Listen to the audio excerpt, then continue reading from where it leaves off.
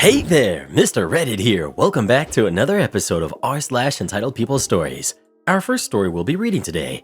My Karen ex tries to manipulate me into staying with her, ends up getting her feelings hurt.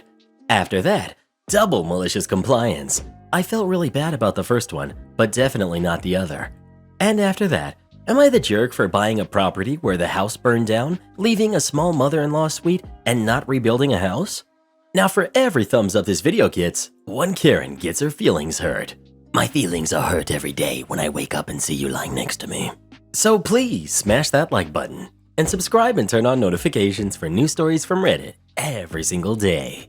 My Karen ex tries to manipulate me into staying with her, ends up getting her feelings hurt. My ex and I got together over 3 years ago, moved into my house after a year. She has 2 kids from a previous relationship. We also have a kid together who's now almost a year old. We mutually decided to break up a few weeks ago. I have my reasons and she has hers, but ultimately her kids play a big role in the breakup. Not their fault, it's more about our different parenting styles. Due to their past, she has a protective bubble around them that was a massive source of conflict. I could write a list, but I don't see how it would be beneficial to this. Anyways, we broke up because we didn't want to resent each other for our kids' sake. Like the way she resents her other kid's father. They've been staying here until she finds a new place. However, she keeps making remarks about how I'm going to struggle on my own, especially when I have my daughter half the time. I've let it go because I'm pretty sure she's just projecting. She will no doubt struggle.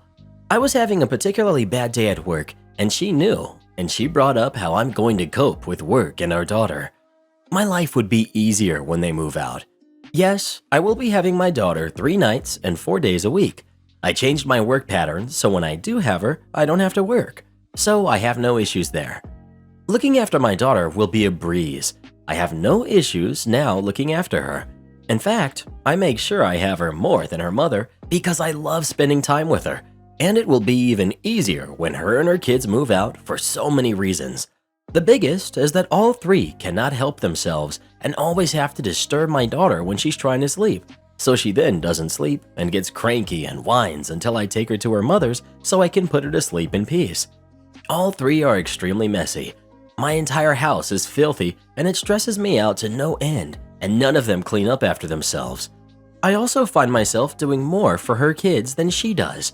I always take them to school and pick them up, take them to their after-school activities, make sure they are fed and shower often, as otherwise she wouldn't remember. I also pay for everything related to the house. We only split shopping and petrol. So I told her that when they move out, I will have more money to save because I will be spending less on bills, and this is after me paying more than I should in child support. My house will be back to being clean and tidy. That will reduce my constant stress. Looking after my daughter will be less stressful because I will be able to put patterns in place to help. I will have more free time because I'm not spending it cleaning up their mess, running around all day for her kids when it is her job. My life will finally be back in my hands. She didn't take it too well and has been quiet ever since. Double malicious compliance. I felt really bad about the first one, but definitely not the other. This was easily about 8 or 9 years ago. I was working in a call center. We sort of middleman between a selection of theme parks and hundreds of hotels that customers could book as a nice package holiday. Now, most people would call up the theme park, think they were talking to the location itself, but actually be talking with a bunch of part-timers in an office nowhere near. Depending which brand they called, we'd answer as that brand, and all in all, it was painless. There was a website, but we were there in case of special requirements. Sometimes people didn't want to book online, etc. Now, the parks we support are fairly popular, so much so people do fly in specifically to have holidays there. This means the job was 2 things. Wonderful for some families, these were the once-in-a-lifetime trips, and you were the person helping them to get the holiday they wanted. The other side was pure heck. If the holiday went to crap, you know full well it's somehow our fault. We had all sorts of people calling, screaming, threatening us, etc. I had a good track record, often closing sizable packages, and always went a little further, sorting out some balloons in the rooms for little Timmy's birthday, notifying the park to add Tom's birthday alongside the other kids to celebrate his special 45th. You know, random acts of kindness. I was often told by management to remember to stay in my lane, and while it was nice, I should be on the next call, not emailing the hotel to arrange the unpaid for bits and bobs. Now, one day a family called me and I could tell immediately they were posh. They were flying in and were looking for our top options, top hotel, unlimited fast track tickets, the whole lot. I went in immediately and suggested one of the on-site hotels, asking what favorite characters the kids going had, etc. However, the woman booking heard wonderful things about this alternative hotel. We're talking 5-star. Head chef won an award for cooking a pigeon so well, other pigeons would offer themselves to be next. All fine, sorted it all out. Booking came to $12,000. Threw my discount on there, pulled all the bells and whistles out. Boss comes over, raving. What a deal! What a close! I'll go tell my boss. Wonders off. Hours later, the family call back. Lady had since Googled the on-site hotel and was stunned at how wonderful it was. As it was for her granddaughter, could she be a pain and rebook there? Yes, absolutely. I have to cancel the old booking first. The refund can take the usual however many days, and the second booking made immediately. She says fine, went through, and red alert. Her American Express is stalled as two $12,000 shots in a short space caused some issues. I checked our system and found out it was us blocking it, not her, and had to get a manager to resolve it. I explain I can't do anything right now to finalize it, but let me call in a favor. I call into the hotel and explain everything. Could they do me a favor and hold the rooms until we get it all sorted out? Yes. You want your usual balloons, BS? Their words. Yes. Go on then. I log everything in our system, all the conversations and who I spoke to. I go ask my manager, and she's fuming because she's been bragging on how she's doing well because I closed this sale and suddenly asking her to refund the amount. Yeah, but it's to book it again. The second booking was actually more, and we'd end up still better off, but she wobbled about it. Tells me she will do it, but it's end of my shift, so I need to go home. I beg her to call the family she said she would. 2 days after my next shift, I sit down and see that my weekly total is missing the $12,000, but not replaced with the $15,000. I go ask my manager what's happened. Did she speak to them? No, they didn't answer. They'll call back. I asked if I could call them myself. No, get back on the phone. This is not your job. Your job is to answer the phones. I protested. This could be $15,000 we lose. We should chase it. None of your extra BS this time. Go get on the phones. I'm a little ticked off, but there's nothing I can do. So I decide the smart thing to do is log everything new in our system, including what my manager told me, and just answer the phones. 2 days pass and I get a phone call from the family asking for me to get patched over. They were ready to pay again. Amazing, let's do it. I call the hotel, sort out the package, and all ready to go. The red alert comes up again. My manager hadn't greenlit the payment. However, as the refund had been processed, it was just sat in pending. All my manager had to do was hit a button and the family would get the confirmation email. I spoke to my manager. She tells me to buzz off and to stop bothering her over this. I mark all that in the account on the system and promptly have a week off. I come back in. It's a Sunday night, slowest shift of the week. Usually people phoning to tweak a booking, ask what time the park opens, etc. But then one phone call came in to a newbie. The screamers are easier to deal with. They come in hot and you just play kind and calm. They look deranged, and as all calls are recorded, if it needs escalating, you look sane. It's the calm, collected complaints which are the scariest. And this family's grandma? She's definitely done some crazy things. The poor newbie got this call and we knew immediately something was up. He nervously asked if I was on a call and if he could patch them over. Sure thing. It's the grandma and she's not happy. Calm, but not happy. They had flown in at the park's hotel, but as no payment had been received, they weren't allowed to check in. I checked the booking. My manager never processed. They were sat in the lobby, 4 kids, 2 sets of parents, and grandma, and nowhere to stay. I called my manager. It was 9 p.m. at night at that point, and she didn't answer. Tried 3 more times and got an email saying it's her night off, don't bother her. Another one logged in the system. I actually then called the hotel front desk, explained I was balloon BS and needed help. The staff there knew me and gave me a break, but they didn't have the power. The hotel manager did. Got patched to him, explained everything, and he went, "Okay, here's the deal. We can put the family in the rooms, but we need to charge someone the room. I'm going to charge the company you work for, and you guys can hatch it out later." This is the first piece of malicious compliance I felt guilty about. I had done everything by the book, and there was this family stuck stranded in the lobby, and charging the company for the two was just a no-no. Like, lose your job, have them come after you for the money type no-no.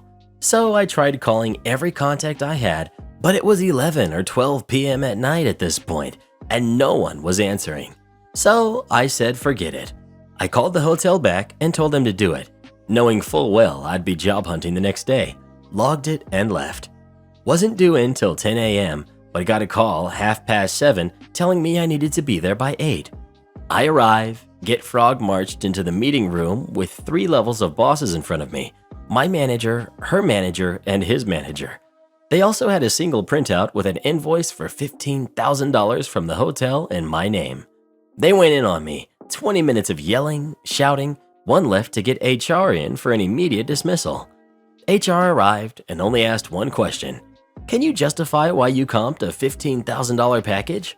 The only thing I could think to say was, "Check the logs." My manager looked thunderstruck. Her boss looked perplexed, and his boss just looked at my boss with a scowl, and all 3 told me to wait there while they left and HR sat with me. 10 minutes later, I was told to take the day leave, and when I came back the next day, my manager was on the phones like the rest of us, and I was told I'd be reporting to her boss alongside the wider team. Learned 2 things. Do things nice, and people do nice things for you. Also, log everything, emails and conversations. If you ever feel it wasn't right, make a note and timestamp it for the love of God. Am I the jerk for buying a property where the house burned down, leaving a small mother-in-law suite, and not rebuilding the house? I was looking to buy a place, but I wanted something very small since I'd be living alone and I don't want a lot to clean. I found something pretty unique, a lot which had a house that burned down and was demolished, everything taken out so the land could be built on. But there was a garage still standing with a 1-bedroom mother-in-law suite above it, just a bedroom, bathroom, and a little kitchen. This was surrounded by a half-acre of mostly forest. I didn't know what to think at first till I went and toured it. I loved it. The 3-car garage would give me space to work on my car and bikes.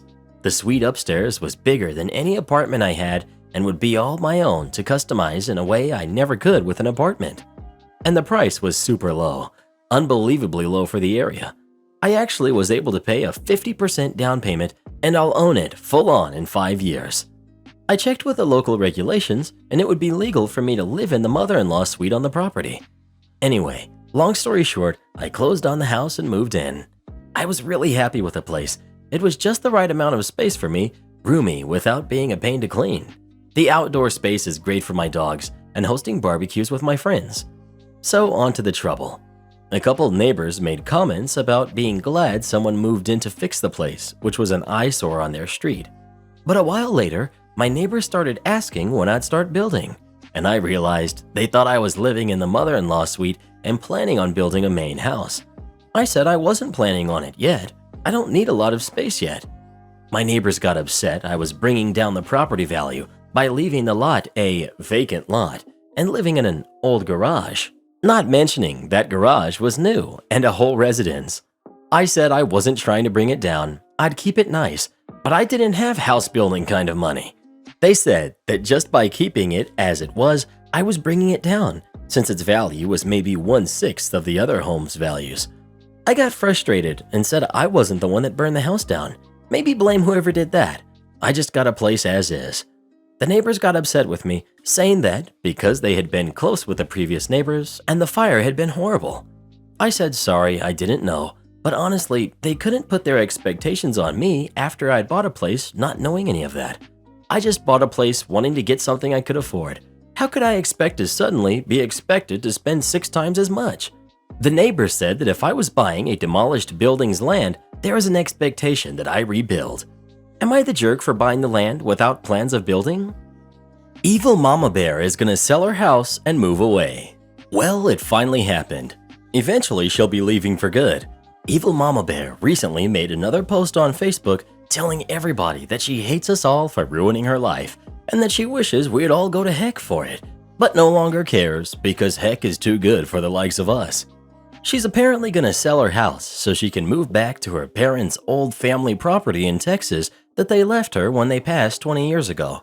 She can't leave just yet though, because things aren't settled with the courts over her attempt to attack future brother-in-law and their impending restraining order against evil Mama Bear. She's still having an enormous pity party online about how the family is supposed to have her back because blood is thicker than water. But they all just savaged her, especially when she tried to blame this all on me again. It's basically come down to her saying that she wished I'd never been born because I'm a devil incarnate and the source of all of her problems.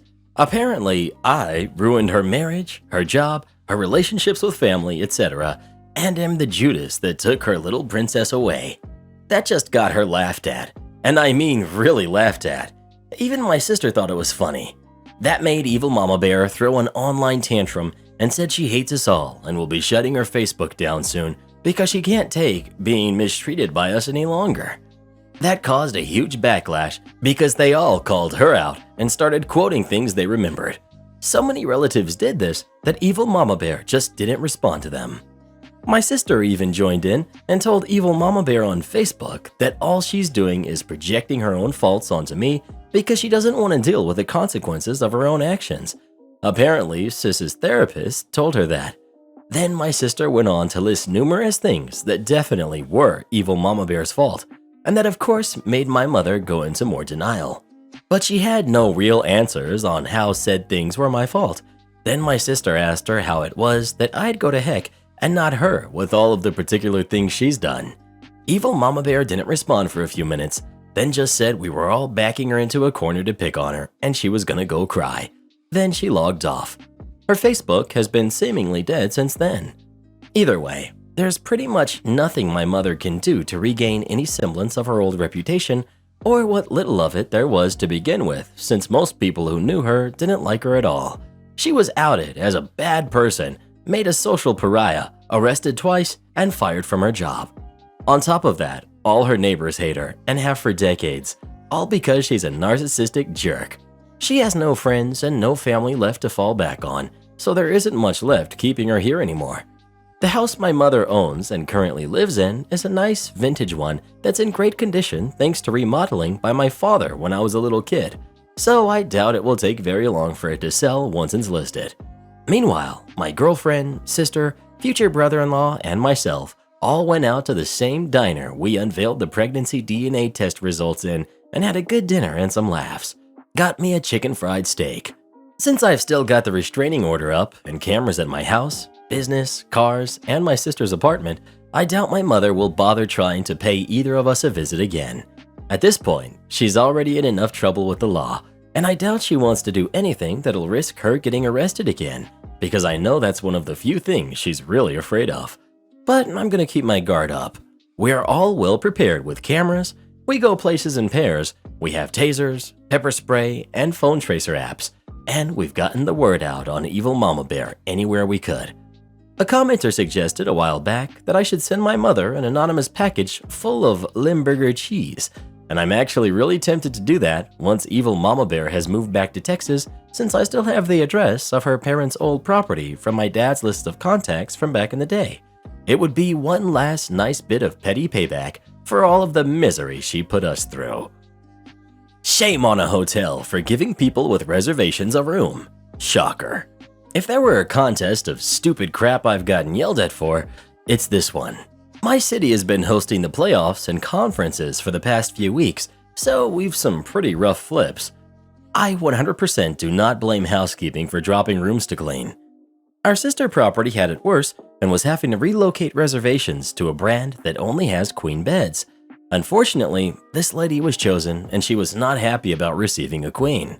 So my sister property's night audit checked in with me to see what my inventory was looking like, but all we had were double queens. She said she was waiting for No Queens McGee to call back to inform her that she did not have any luck with us. As the night goes on, this lady walks in, gives me her last name to check into her reservation. Me. I'm sorry, I don't have anyone by the last name McGee. When did you book the reservation? No Queens McGee. I was supposed to have a reservation. She was supposed to make the reservation over here. That's what she told me. By then, I caught on to who was standing in front of me, and I informed her that the sister, N.A., was trying to reach out to her to let her know that we only had doubles. That's weird. I just called reservations. He said y'all had a king. Me. Well, it looked like there may have been a cancellation, but the king got booked up quickly. I have no other kings to offer you. She then starts going off how crappy we are, and that she called the hotel and some man said we had kings. Meanwhile, I'm looking around, me trying to find this man she said she spoke to. Both her and I know she spoke with reservations. I apologized to her, but reminded her that because she did not have or make a reservation with us, the room type she was wanting was not guaranteed to her, regardless if she called to confirm that we have it. She then states she wants to speak to the manager. I said her problem with her original reservation is with insert sister company property here, and you can speak with their manager, but since you did not have a reservation with us, we cannot help you. She did not like that response and demands I give her my name. I happily give her my first name, but of course, that's never enough for Karens, because they're seeking more than giving the information to my manager or corporate. I told her my last name is irrelevant. I'm the only OP here. You don't have a reservation with us. Have a good night. She walks away, yelling because she didn't like that I didn't give her my last name. It's okay, girl. My boyfriend don't want to give me his either. Only to come back 5 minutes later to snap a picture of me and leave. I hope she enjoys my "you're dead to me" face that I gave her. Should have asked her to send it to me. Anyway, I called security to kick her out as she was hanging around in the driveway and she was not a guest. Two can play the petty game. Am I the jerk for letting my husband deal alone with the environment he created in our home? This wasn't my first significant other with kids. I was prepared to not have any real authority with his two daughters. I've navigated the family dynamic as well as I can. My childhood was about absolute obedience and labor. His upbringing was progressive, but also neglectful. He lost his childhood to caretaking his grandfather with early onset Alzheimer's. It hasn't been rainbows. We both have psychiatric disorders. We cope, work on things, but after dozens of conversations about my PTSD triggers and mutual respect in the home, things have gotten steadily harder. Never more so than when his daughters came to live with us full time. He's very tidy and responsible, so it never occurred to me that when they came to live with us, they would not be given chores. None. When lockdown hit, I resigned my warehouse job. I was left with everything. Cooking, cleaning, meal planning. They would help me briefly when asked, expect praise, then immediately go back to their phones. Though we have enough money for food, I began skipping all of my personal favorites to avoid being treated like I was selfish for buying anything they don't like.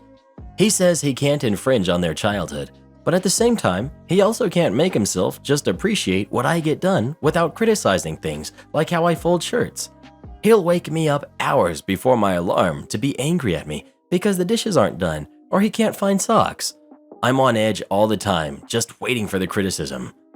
It all came to a head. Our cats got fleas. We had to treat the house. Everyone was itchy and it sucked. But apparently, cleaning and getting the fleas was my pet project, not a household project. When his oldest daughter, 19, left 4+ loads of dirty laundry from her closet floor, where her cat sleeps, in the dining room for a week while she was at her boyfriend's, I got blamed for it, for not finishing the cleaning I had started. That broke the camel's back. I slept on it. The next day, I talked with his mom, and then I had a talk with him. I'm staying with her for the next 6 to 8 months to help her clean and prepare her home to sell it. I'm boxing my non-essentials, and if things don't get seriously better, I'm looking for an apartment. I've been living 4 blocks away for 1 week. He's having fits taking care of everything by himself. I'm scraping old paint, washing floorboards, clearing out mouse nests. He had 3 loads of laundry this week and dishes daily and is finally upset that his kid just doesn't do anything and insulted, and all I can say is, yeah, that's rough. Am I the jerk for quitting the home that I would rather live in and clean an old broken down house that smells like mouse and doggy doo than to keep cleaning up for my family? Is it just petty that if my husband doesn't have a moment of, oh wow, she made life better, and apologize for shaming me looking at a box of frosting-free Pop-Tarts I'm not going back? Auto gratuity nightmare. Hi, first time posting here. To start off my story with some background info, my restaurant charges an 18% gratuity for tables of 6+. We are also for the most part a small cafe, so most of our tables are made up of 1s and 2s. Oftentimes, when we get larger parties, we have to accommodate for them by pushing tables together, opening a certain back room for them to eat, assigning one server to them, etc. This is frustrating as is because it clogs up the wait list and takes away from the servers, but also because these people usually tip the least. Before the auto gratuity, I've gotten tips of less than $5 on $150 plus tabs or been stiffed. So now that the 18% is mandatory, it would keep us from getting stiffed, right? Wrong. One busy Saturday, we got a table of 10. Nothing too unusual, just people being rude and clogging up the waitlist per usual. It was totally made up of old women. Right off the bat, it was a nightmare. Everyone wanted water and blank, and I had other tables at that point, so getting 20 drinks was extremely time-consuming and inconvenient. But no worries, stuff happens. Just do it, drop them off, and get their order. I drop off all of their food eventually and breathe a sigh of relief. It was a bit rough just dealing with such a big table, but it wasn't terrible. Finally, I got their boxes, and one lady pulled me to the side. She asked for an apricot pie. Of course, I'd said. Then I bagged it up for her and brought it over. No, no, no, she whispered harshly. It's her birthday. We want it served. This lady wanted me to sing happy birthday, cut up her pie, and serve it on 10 separately microwaved plates. Keep in mind, I was praying for this auto gratuity to come through because I had already been serving primarily them for an hour already and had not made any money. After their pie, I dropped off their check, and the news was broken that every single lady wanted their check to be split. At this point, I was visibly annoyed trying to figure out who drank what, and knowing I would have to make 10 different transactions. That's when the straw broke the camel's back. Every single woman had a coupon. It easily cut the bill by more than half and cut the gratuity with it. When it was all said and done, I'd spent 2 hours serving with a $10 gratuity to show for it. The women even complained about the tiny gratuity, which just tells me they didn't plan on leaving anything. Maybe I'm just spoiled, but time is money, and I can easily make $30 to $40 in tips per hour on a Saturday. Moral of the story, some people suck. Am I the jerk for asking a couple to move out of my seats at the movies, even though it was their birthday? So this happened yesterday, and I still feel pretty bad about it, so I wanted to ask Reddit's opinion. I, 25 female, went with a friend to watch the new 007 movie at a pretty popular theater. We booked our seats in advance via online, and our seats were M10 and M11, towards the back in the middle. We got there 10 minutes before the movie started and saw that there was a couple in their 20s, a male and female, sitting in our seats. I asked if the seats they were sitting in were M10 and M11 and they might be sitting in our seats. The guy and the couple said this was N10 and N11. My friend and I were confused, so we asked the row in front of us to see what row that was. They said it was L. So if we go by the alphabet, and the row letter was also on the carpet, the couple were not sitting in their seats. I asked the couple again, nicely, that they might be sitting in the wrong seat, and the guy started to get really frustrated, saying that these are just seats, and that they even asked a worker here and mentioned that this was N10 and N11. This is where I might have been the jerk. My friend said, let's grab a random seat, but I went outside the theater and grabbed a worker and explained the situation. The worker came up to the row with me, but mentioned that there were still empty seats. I replied to him that people were still coming in, so I didn't want to take someone else's spot if the seats the couple were sitting in were actually our spots. The couple saw us bringing a worker in, and the guy came up to us and started to talk bad about me in front of the worker and how I'm blowing it out of proportion and said crude things about me. The worker went out and got another person, I assume the manager, to verify the seats. At this point, the movie didn't start yet, but people that overheard us were also saying that these are just movie seats and that I should just sit somewhere else. Turns out the couple was wrong and those were our seats. The guy started to yell that he wanted a refund because the N10 and N11 seats are not in the middle. Any row after M only had seats on the left and right side and empty in the middle for accessibility reasons. He said that I ruined his birthday And I told him, okay, and told the worker to give us a seat that's not taken and we'll sit somewhere else. And he said no, it's too late and I ruined his birthday night. He stormed off and his girlfriend walked out and told me that I ruined the guy's birthday. The movie began shortly after, so we didn't cause a scene during. However, I feel bad for things to escalate so much, but I didn't know where else to sit, as it could have been reserved. Plus, it was his birthday. Should I have just let the couple have my seats? Am I the jerk? No, that guy's a psycho and I'm glad you ruined his birthday. Support the channel by joining as a member today and we'll give you a shout out in our next video. Or come watch this video next. You won't believe what Karen does in that one.